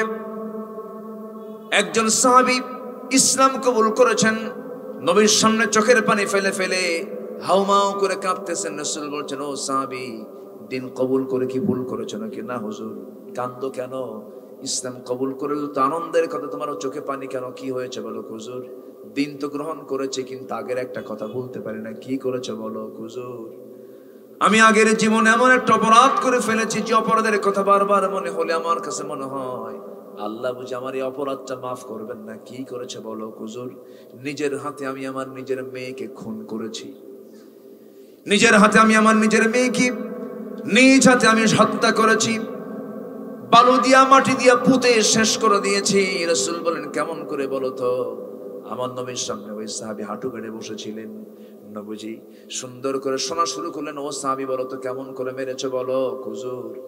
আমার স্ত্রীর গর্ভে সন্তান চলে এলো, ডেলিভারির সময় যখন হলো বললাম বাবার বাড়ি চলে যাও, সন্তান ছেলে হলে নিয়ে আসবে, মেয়ে হলে জীবন্ত পুঁতে হত্যা করবে। কিন্তু আমাকে আড়াল করে সন্তানটাকে ধীরে ধীরে বড় করতে লাগলো। সন্তানটা হয়েছে মেয়ে, আমাকে বলা হলো মৃত সন্তান হয়েছে। সন্তানের বয়স যখন 5 থেকে 6 বছর, হঠাৎ করে আমার চোখের সামনে ধরা পড়ে গেল। আমার মতো চোখ, আমার মতো হাত, আমার মতো পা, সঙ্গে সঙ্গে খপ করে ধরে বললাম, তোর বাবার নাম কি, তোর মার নাম কি? আমি আমার ওই সন্তানটাকে ওর মার কাছে সামনে হাজির করে বললাম, সত্যি করে বলো তো এটা কার সন্তান? আমাদের সন্তান। কতক্ষণ গোপন করব? আমি ভয়ে আপনাকে বলি নাই, কিন্তু হুজুর শিরকিয়াতের কারণে, জিহালাতের কারণে আমার ভিতরে প্রচন্ড রাগ উঠে গেল। ওই মেয়েটাকে মারার জন্য আমি মরিয়া হয়ে গেলাম, অস্থির হয়ে গেলাম, টেকনিক করলাম, অভিনয় শুরু করে দিলাম। আমার মেয়েকে বললাম, মা সুন্দর করে সাজিয়ে নাও, গুছিয়ে নাও, আজকে তোমার নানার বাড়িতে নিয়ে যাব। হুজুর মেয়েটাকে এই কথা বলার সঙ্গে সঙ্গে সে আনন্দাত্মরা হয়ে আমার কোলে বসে আমাকে চুমা খায়, আমার দাড়িগুলো সুন্দর করে গুছায়া দেয়, আমার চুলগুলো সুন্দর করে গুছায়া দেয়। কিন্তু মেয়েটাকে ওর মা যখন সাজিয়ে গুছিয়ে যখন আমার সঙ্গে দিয়ে দিল, সে তো জানে না করুণাক্ষর আমি তার সঙ্গে এমন আচরণ করব। সামনে জঙ্গল পেলাম, জঙ্গল পার হয়ে গেলাম, কোদাল হাতে নিলাম। ঠিক দুপুর বেলা আমি ওই জায়গায় একটা কবর খনন করছিলাম, কোদাল দিয়ে মাটি খনন করছিলাম। প্রচন্ড গরমের ভিতরে আমি ঘামতেছি। মেয়েটা বারবার বলে, নানির বাড়ি কখন যাবে বাবা? এখানে তুমি কেন গর্ত খনন করছো, কেন গর্ত খনন করছো? কোনো জবাব দিলাম না। আমি ঘেমে যাই, গামছা দিয়া মেয়েটা আমার ঘামগুলো মুছে মুছে দেয়। আমি যখন কোদাল দিয়ে যখন গর্ত খনন করি, আমার দাড়ির ভিতরে চুলের মধ্যে সে মাটিগুলো ছিটকে এসে পড়ে। আমার মেয়েটা তার কচি কচি ছোট ছোট হাতের নখ দিয়ে সে খিলাল করে করে আমার সেই ময়লাগুলো সাফ করে দেয় বারবার। আর বলে, বাবা তুমি এখানে গর্ত খনন কেন করছো? কোনো কথা বললাম না। গর্ত খনন যখন শেষ হয়ে গেল, মেয়েটাকে বললাম, মা দেখো তো গর্ত খনন কেমন হয়েছে? মেয়েটা আমার সরল মনে, আমি বলেছি সরল মনে এসে ওই গর্তের কাছাকাছি এসে উকি মেরে যখন দেখতে লাগলো, পিছন দিকে চলে গেলাম, চোখ বন্ধ করলাম। আমার পাষাণ হৃদয়ে চুল পরিমাণ মোহাব্বত জাগলো না, এমন জোরে ধাক্কা মারলাম, এক ধাক্কায় গর্তের মধ্যে পড়ে চিত হয়ে দুইটা হাত এক জায়গায় করে বলছে, আব্বা বুঝতে পেরেছি আমার মার কথাই সঠিক হয়েছে। তুমি আজকে আমাকে বুঝি মেরে ফেলবে, কিন্তু তোমার কাছে আমি একটা বারের জন্য প্রাণ ভিক্ষা চাচ্ছি, আমাকে আজকে বাঁচায়া দাও। জীবনে ভিক্ষা করে খাবো, কিন্তু তোমার সামনে আমি মুখ দেখাবো না। হুজুর দয়া হলো না, মায়া হলো না, করুণা হলো না। হাতের মধ্যে বড় জোরের একটা পাথর হাতের মধ্যে নিলাম, চোখ বন্ধ করে কলিজা বরাবর যখন মেরে দিয়েছি, ফিঙ্কি দিয়ে রক্ত বের হয়ে গেল। তো সন্তানটা নিজের হাতে দুনিয়া থেকে বিদায় করে দিলাম। হুজুর আজকে আমি ইসলামটা কবুল করেছি, কিন্তু বেশি বারবার মনে পড়ছে, আরে এত বড় গুনাহ, আমার বুঝে আল্লাহ মাফ করবেন না। নবীজি কথাগুলো শুনতেছিলেন, সিরাতের মধ্যে আসছে রাসূল কথাগুলো শুনতে শুনতে রাসূল নিজেই কেঁদে ফেললেন আর বললেন, ওরে সাহাবী, তুমি যে বলছো আল্লাহ তোমাকে মাফ করবেন, অবশ্যই মাফ করবেন, কারণ ইসলাম গ্রহণের পর তার পূর্বের জীবনের কোনো গুনাহ আল্লাহ তাআলা তার মধ্যে আর রাখেন না। জোরে কোন সুবহানাল্লাহ। আমার ভাইরা, সেই অসভ্য সমাজকে সভ্য সমাজে রূপান্তর করলেন, সেই নোংরা সমাজের মানুষগুলোকে পৃথিবীর সেরা মানুষ বানায় দিলেন। অন্য কোনো কারণে নয়, অন্য কোনো যুক্তি দিয়ে নয়, অন্য কোনো পন্থা দিয়ে নয়, সেই কোরআন দিয়ে। আমার মা আজকে মাহফিল যারা শুনছেন, সবার কাছে আমি করজোরে বিনতি জানাবো, আপনার সম্মানটা ইসলাম দিতে পেরেছে, ইসলাম মানবেন না, আপনার সম্মান আজকে দুনিয়াতে নাই। আজকে মেয়েদেরকে পণ্য সামগ্রী বানানো হয়েছে, মেয়েদেরকে মূল্যহীনা করা হয়েছে।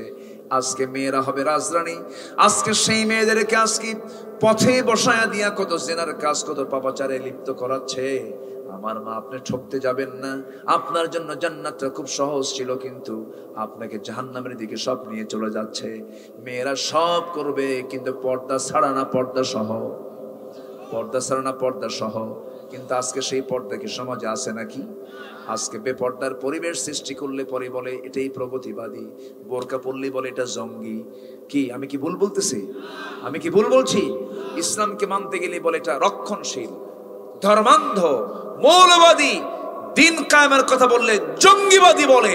যা বলে বলুক, আমরা ওই দিকে যাব না, আমরা চাবো আল্লাহর সার্টিফিকেট। ঠিক কি না? আমরা কার সার্টিফিকেট নেব? কার সার্টিফিকেট নেব?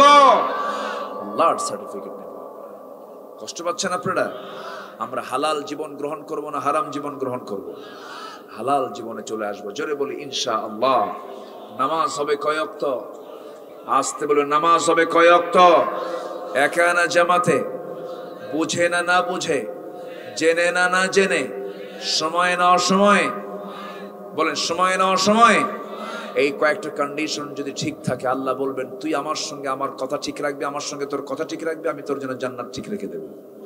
জোরে বলি সুবহানাল্লাহ। আদর্শ নাগরিকের, আদর্শ মুসলিম নাগরিকের এক নম্বর যোগ্যতা হলো সে নামাজি হবে। আজকে যদি রাষ্ট্রীয় পর্যায় থেকে যদি বলা হতো প্রত্যেক নাগরিককে নামাজের সময় নামাজ পড়তে হবে, আল্লাহর কসম করে বলি কোন দুর্নীতি থাকতো না সমাজের ভিতরে। ঠিক কি না? কিন্তু তা তো নাই। তা কি আছে? আসতে বলবেন না, তা কি আছে? তা তো নাই। সম্মানিত ভাইয়েরা, এই দেশকে এগিয়ে দিয়েছে কারা? সাধারণ মানুষগুলো দেশকে কিন্তু আগায় দিছে।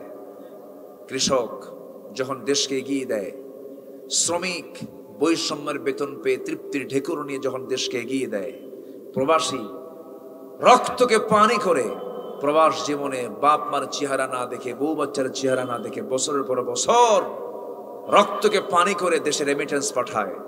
দেশকে এই অশিক্ষিতরা যখন দেশকে আগায় দেয়, আর সেই সম্ভাবনাময় দেশটাকে পিছিয়ে দিচ্ছে তারাই যারা সমাজে কোরআনের রাজ কায়েম দেখতে চায় না। ঠিক কি না? চোর আছে না আমার দেশে? চোর আছে না? তারা কি অশিক্ষিত না শিক্ষিত? শিক্ষিতই তো। শিক্ষিত চোর, কলম চোর, কলমের খোঁচা দিয়া দেশের টাকাগুলো বাইরে পাচার করে। আছে না? নাই? আছে না? আচ্ছা, কথা বললি তো আমরা দোষী হয়ে যাই, কিন্তু কথা তো বলতেই হবে। কথা বলার দরকার আছে না নাই? আসতে বলবেন না, আছে না নাই? কথা বলতে হবে, অন্যের বিরুদ্ধে প্রতিবাদী হতে হবে। যে ঈমান অন্যের বিরুদ্ধে প্রতিবাদী হতে পারে না, তার ঈমান আর এখনো হয় নাই। যতটুকু সামর্থ্য আছে আমরা অবশ্যই অন্যের বিরুদ্ধে প্রতিবাদ করা শিখবো। জোরে বলি ইনশাআল্লাহ। আরো জোরে বলি ইনশাআল্লাহ। জীবনের সকল জায়গায় মডেল মানবো মুহাম্মদুর রাসূলুল্লাহ, মুহাম্মদুর রাসূলুল্লাহ সাল্লাল্লাহু আলাইহি ওয়াসাল্লাম। এক জায়গায় না, সব জায়গায়? সব জায়গায়। শোনেন, দিন শেষে কিন্তু বন্ধু আমার কেউ না। দিন শেষে কিন্তু বন্ধু আমার একজন, তিনি কে? আসতে বলবেন না, তিনি কে? নাম্বার 2 হচ্ছেন মুহাম্মদ সাল্লাল্লাহু আলাইহি ওয়াসাল্লাম। আমরা আল্লাহর দিকে ফিরে আসব, নবীর দিকে ফিরে আসব। আমার মডেল রাসূল আমার রবকে, আরো যারা আমার রবকে, আমার লিডার, আমার নেতাকে, মুহাম্মদ সাল্লাল্লাহু, আমার দলের নাম কি? আরো জোরে, আরো জোরে, আমার সংবিধানটার নাম কি? কোরআন। তাহলে আল্লাহ আমার রব, রাসূল আমার নেতা, ইসলাম আমার দল, আর কোরআন আমার সংবিধান। এই চার কথার ভিতরে যেই কথা বলতে আসবে একদম গলার টুটি চেপে ধরবে, ঠিক কিনা? এই ক্ষেত্রে কোনো আপোষ করা যাবে? আপোষ করা যাবে? বহু ধোঁকা খেয়েছে জীবনে আমরা, বহু ধোঁকাবাজির কথা শুনেছি আমরা, বহু মিথ্যাচার শুনেছি আমরা, বহু অভিনয় দেখেছি আমরা। সব দেখা শেষ, আগামীর দেশ হবে কোরআনের দেশ। এমন চিন্তা কি মাথায় নেওয়া যায় না? ইনশাআল্লাহ। এই জমিন কার আইনে চলে? জমিনের সমস্ত প্রাণীগুলো কার আইনে চলে? আমার চোখ কার আইনে চলে? আমার কান কার আইনে চলে? আমার হার্ট কার নিয়মে চলে? সমুদ্রের পানিগুলো কার নিয়মে থাকে? নদীর ঢেউগুলো কার নিয়মে চলে? আকাশের সূর্য কে নিয়ে কে চালান? অতএব এই জমিনে চলতে হবে কার নিয়মে, কার আইনে? এটা বলেই যাব। এই কথার বিরোধিতা যদি করতে করতে আমাদের শেষ পর্যন্ত একটা হাতও কেটে নেয়, দুঃখ নেই, পাও কেটে নেয়, দুঃখে নেই, করে যাও যদি কেটে বের করে নেয়, তাও দুঃখ নাই, ঠিক কিনা? আমরা বলবো কার কথা? আসতে বলবো না, কার কথা? আল্লাহর কথা। বাঁচবো তো কয়দিন, মরি তো যাব আমরা। মূর্তি যখন হবে আমরা হক পথে, হালাল পথে আমরা ঠিকই আল্লাহর পথে থেকেই আমরা মৃত্যুর দিকে যাব। জোরে বলি ইনশাআল্লাহ, আরো জোরে বলি ইনশাআল্লাহ। রাসূলকে জীবনের চাইতে ভালোবাসতে হবে, কম না বেশি? বলেন, শুধু কম না অনেক বেশি? শুধু বেশি না অনেক বেশি? আমার একটা জিনিস খুব খারাপ লাগে জানেন, আমার কাছে খুব মনে হয় আমিও নিজে আসামি। আমার নবীজির বিরুদ্ধে কথা বলার মতো কিছু বদমাইশ আমার দেশে নাই? আসতে বলবেন না, আছে না নাই? এর সংখ্যাও কিন্তু কম না। দিন দিন এই সমস্ত বদমাইশগুলো কিন্তু বাড়তেছে। রাসূলকে অনেক বাজে বাজে কথা বলা হয়। যদি এদেশের মুসলমান যদি সত্যিই রাসূলকে জীবনের চাইতে বেশি ভালোবাসতো, এমন দুঃসাহস, এমন ভাবে কথা বলার কেউ সাহস বাংলার জমিনে কেউ পেত না। আমার কাছে মনে হয়, আমি যতটুকু ভাঙ্গাচুরো গবেষণা করেছি, সাহাবে কেরামদের যে মর্যাদা আল্লাহর নবীদের পরে যতগুলো কারণ আছে, এর মধ্যে এক নাম্বার কারণ হলো সাহাবীরা নিঃসন্দেহে নিজের জীবনের চাইতে রাসূলকে তারা বেশি ভালোবাসতেন। আমরা এই চেষ্টাটা করব, জোরে বলি ইনশাআল্লাহ। দেখবেন এই মহাব্বতটা যদি নবীর প্রতি যদি আমাদের গাঢ় হয়, জীবনের চাইতে রাসূলকে বেশি ভালোবাসি, দেখবেন যে আপনার বিরুদ্ধে কোনো শত্রু রুখে দাঁড়াতে পারবে না। এটা একটা বড় পাওয়ার, এটা বড় পাওয়ার। কেমন করে দেখেন সাহাবীরা রাসূলকে কি পরিমাণ ভালোবাসে। একটা ইতিহাস মনে পড়লো আমার, বলি? কোনো আপত্তি নাই তো? একটু একটু করে লোক কিন্তু কমতেছে, আমি খেয়াল করতেছি, একটু একটু করে কমতেছে। যে এখন উঠবে তাকে ধরে ফেলবেন একদম, ঠিক না? বেশি এত জোরে কইছেন কেন? ভয় খাবে তো সবাই। জি, একটু বসেন, একটু বসেন, আর একটু সময়। সাহাবে কিরাম যে রাসূলকে খুব ভালোবাসতেন, তার একটা ছোট্ট একটা ইতিহাস আমার মনে পড়লো। আমার নবীজি তায়েফে এবং খন্দকে, তায়েফের ময়দানে কালিমার দাওয়াত দিতে কি, আর খন্দকের পরীক্ষা খনন করে একটা পানির ব্যবস্থা থাকে, মানে লম্বা একটা ক্যানেল থাকে, ওই খাল থাকে, গর্ত করা থাকে, এটা খন্দক পরীক্ষা বলা হয়। তো রাসূল করলেন কি, পরীক্ষা খনন করলেন।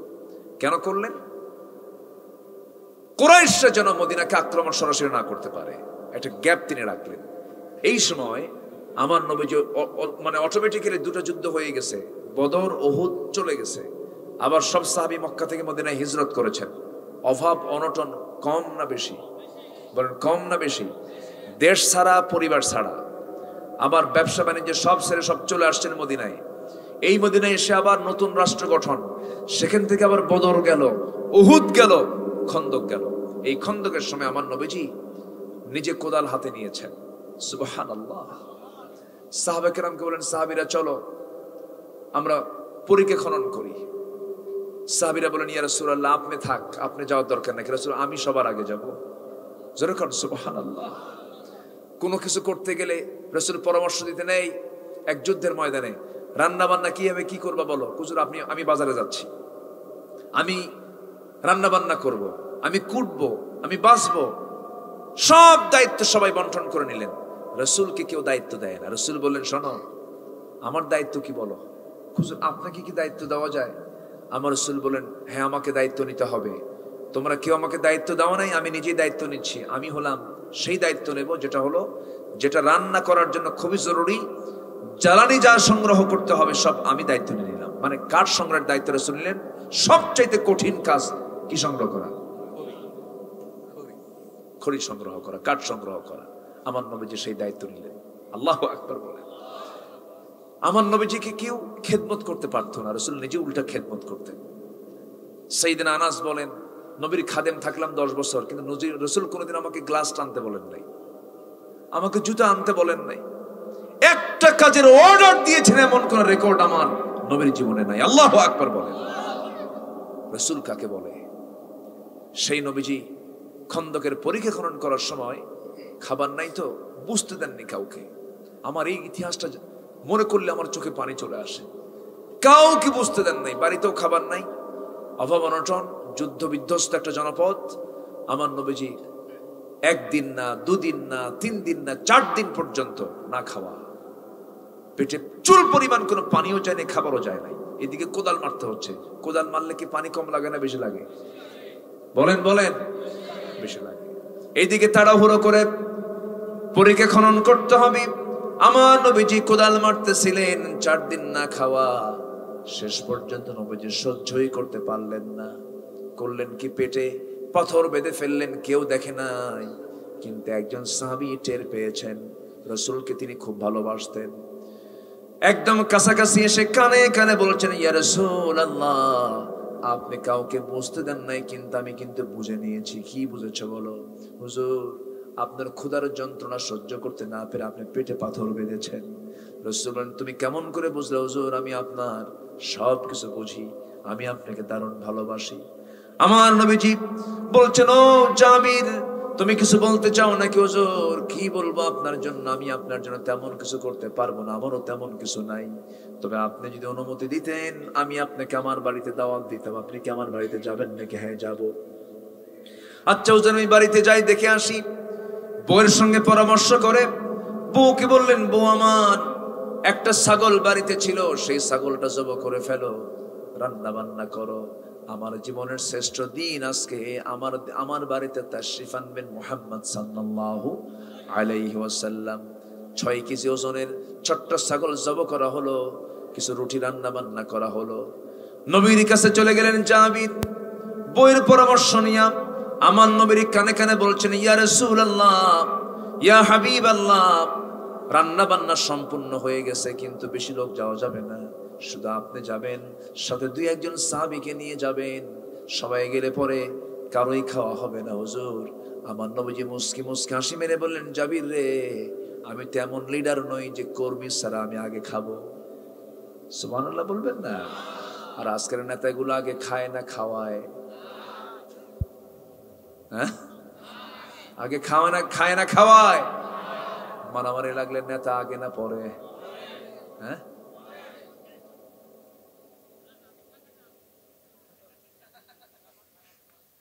খুব সুন্দর আপনারা।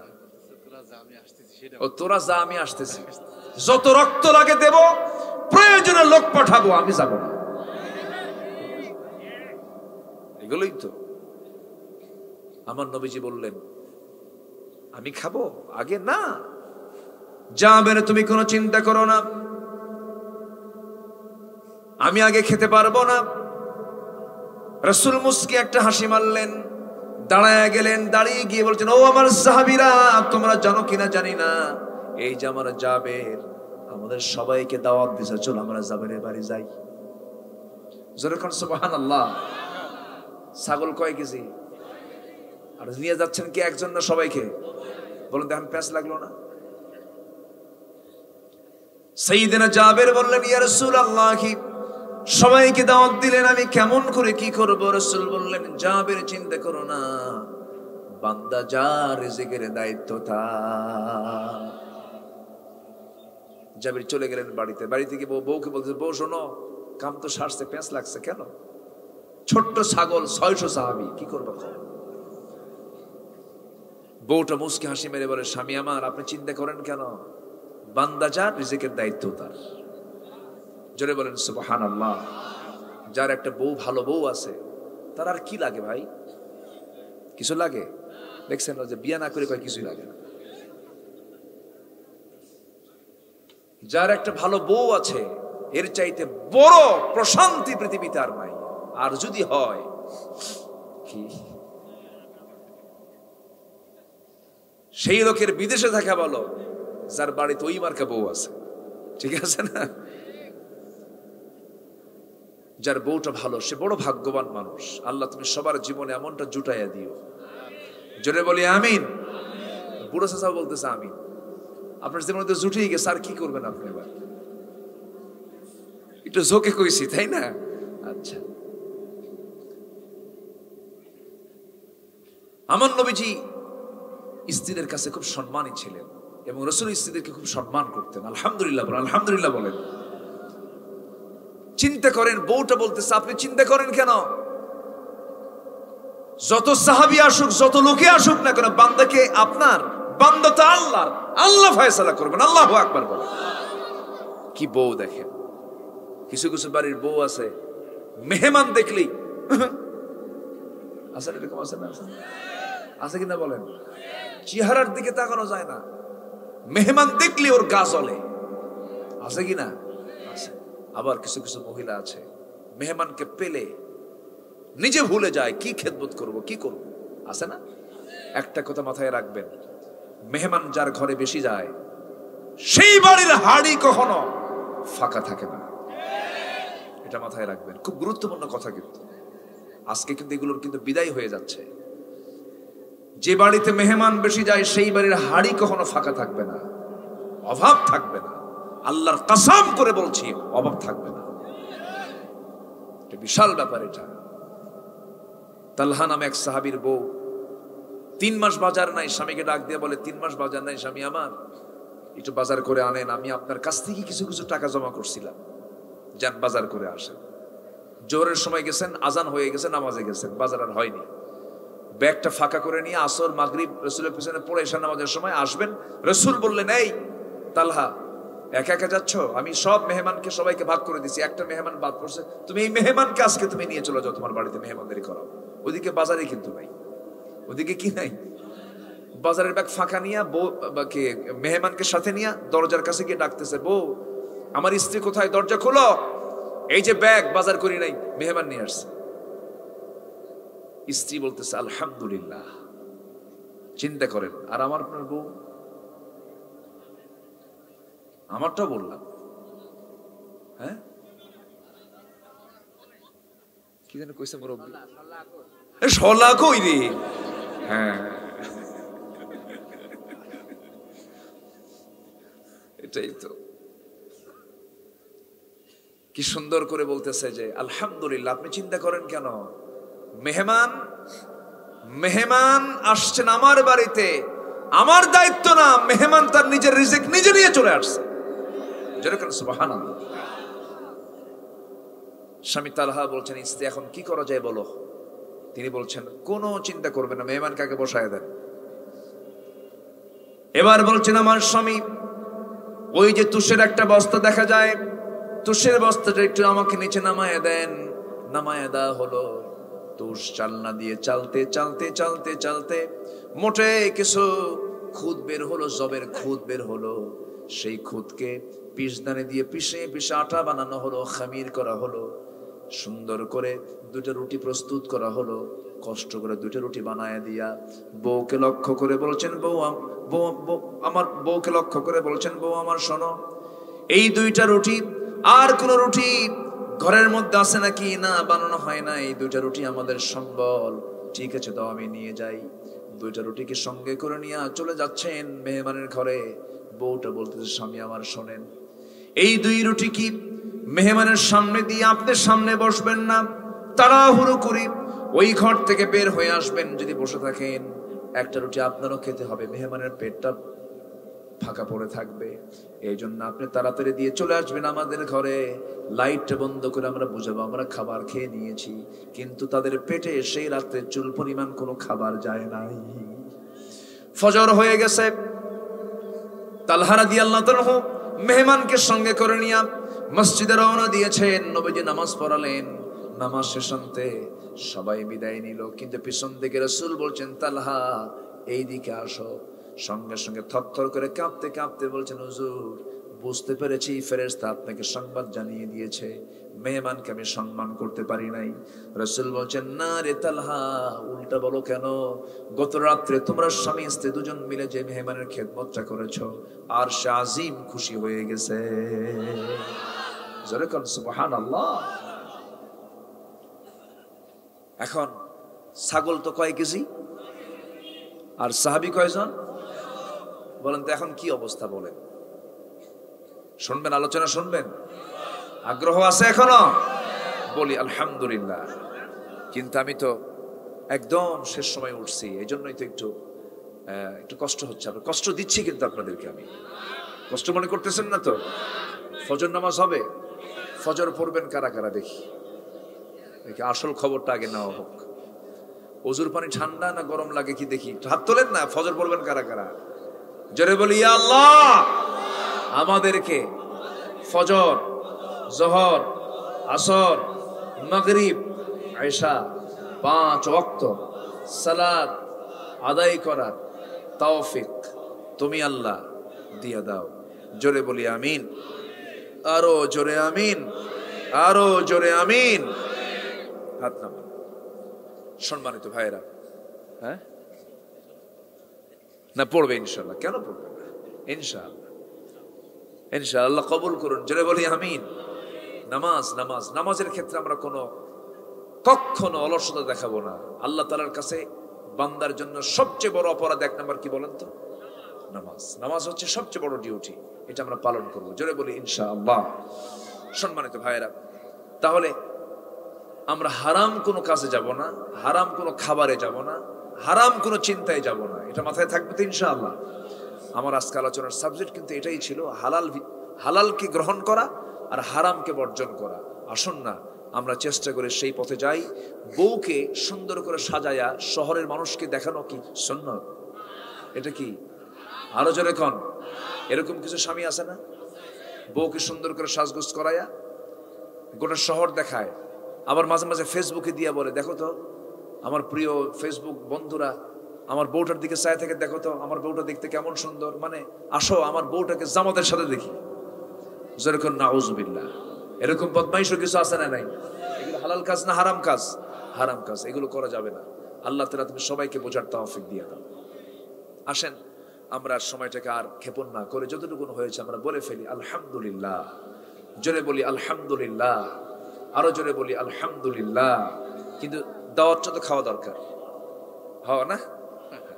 আমি তো বুঝতেছি ইনশাআল্লাহ। আমি বলে দিচ্ছি, সাইয়্যিদিনা জাবের, নবীর অপ্রিয় সাহাবী না প্রিয় সাহাবী? খুব প্রিয় সাহাবী। মদিনার বাহির থেকে উঠে চড়ে সাহাবীরা আসতেছেন মদিনায়। সবার উট তরুতাজা, আগে আগে যায়। জাবেরের উটটা হলো বুড়া উট, চলে না, আস্তে যায় আবার জোরে যায়, খুব স্লো। সাইয়্যিদিনা জাবের বলেন, ইয়া রাসূলুল্লাহ, আমার উটটা বুড়া তো, আমার উট তো খুব আস্তে আস্তে যাচ্ছে, সবাই আগে ভাগে চলে যাচ্ছে, আপনি আমার জন্য দোয়া করে দেন। আমার নবী যে লাঠি দিয়ে উটের গায়ে একটা ঘুতা মারলেন, এমন ঘুতা মারলেন, এক ঘুতায় সবাইকে হারায় দিয়া সবার আগে উট চলে গেছে মদিনায় যাবের। সুবহানাল্লাহ। জামাত রাসূল বলেন, যাবের উট তো তাজা হয়ে গেছে, উটটা বেচবা আমার কাছে? তুমি কি আমার কাছে উট বেচবা? সেদিন জাবের বলেন, ইয়া রাসূলুল্লাহ, আপনি যদি নেন আমি বেচবো। কি ঠিক আছে দাও, আমি কিনে নিচ্ছি। তো তিনি কিনে নিলেন। টাকাটা জাবেরের হাতে দিয়েই বলতেছেন, জাবের তোমার কি মনে হয় তোমার উটটা আমি বিনিময়ে আমি নিয়ে নেব?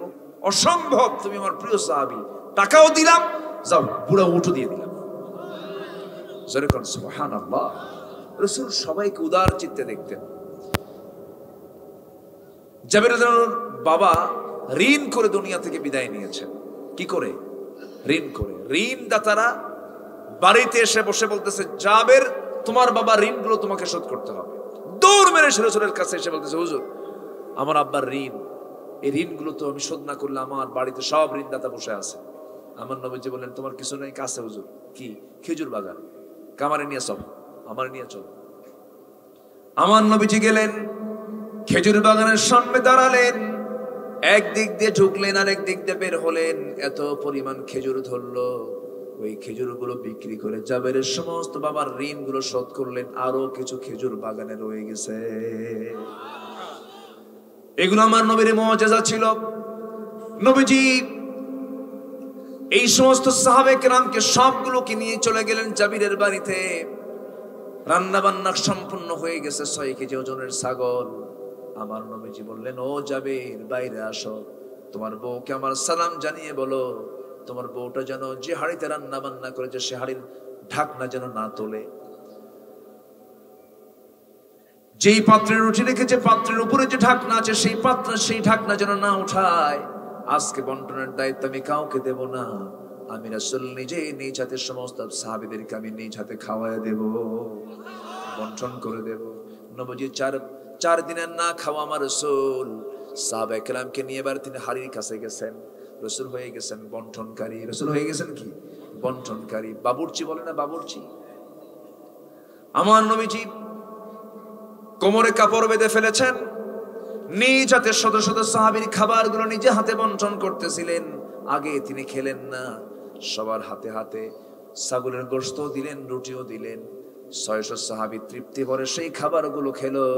কিন্তু জাবেরের বাড়ির ছাগলের হাড়ি থেকে চুল পরিমাণ ছাগলের গোশত কমে নাই। সুবহানাল্লাহ। ইন্নাল্লাহা ইয়ারযুকু মান ইয়াশাউ বিগাইরি হিসাব। আল্লাহ যাকে দেন তাকে বেগাইরে হিসাব দেন, সীমাহীন সম্পদ, হিসাব ছাড়া সম্পদ দিয়ে দেন, রিজিক দিয়ে দেন। রিজিকের জন্য চেষ্টা করলেই যে রিজিক আসবে তা কিন্তু নয়, শক্তিশালী হলেই যে রিজিক পাওয়া যায় তা কিন্তু নয়। সিংহ বড্ড শক্তিশালী, বনের রাজা না খেয়েও থাকে, শিকার করতে পারে না। আবার দেখবেন বাবুই পাখি, তার জীবনযাত্রাটা কত সুন্দর, উন্নত মানের জীবনযাত্রা। সে কি বিমান ছাড়া চলে নাকি? বাবুই পাখি বিমান ছাড়া চলে? আমি আপনি বাবুই পাখি কি নিয়ে চলে বলেন? বিমান নিয়ে চলে, তাই না? কি তার লাইফ স্টাইল? সে কি কোনোদিন না খেয়ে থাকে নাকি? না খেয়ে থাকে না। বুদ্ধি থাকলে রিজিক হয় না। দেখবেন গ্রামের ভিতরে বহু বুদ্ধিজীবী আছে, এত বুদ্ধির ঠেলায় মাথা গিজ গিজ করে কিন্তু ভাত পায় না। আছে না? আছে না? নাই। আবার দেখবেন বোকা শোকা মানুষ, তেমন কিছু বোঝে না, রিজিকের কোনো অভাব নাই। বলেন আলহামদুলিল্লাহ। রিজিক চাইবো আমরা কার কাছে? আল্লাহর কাছে। কিন্তু হালাল রিজিক না হারাম রিজিক? সুদ না যাকাত? বলেন সুদ না যাকাত? সুদের পক্ষে যাব না যাকাতের পক্ষে যাব? জিনার পক্ষে যাব না বিয়ের পক্ষে যাব? বৈধ পথে না অবৈধ পথে? বৈধ পথে। আল্লাহ তাআলা তুমি সবাইকে কবুল করো।